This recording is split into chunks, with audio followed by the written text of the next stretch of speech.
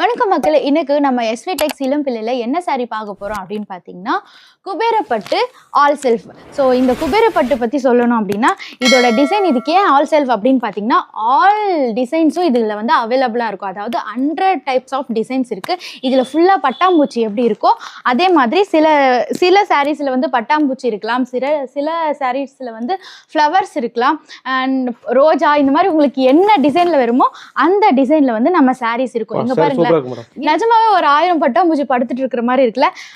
அங்க பாருங்களேன், முந்தில கூட பட்டாம்பூச்சி வச்சிருக்காங்க.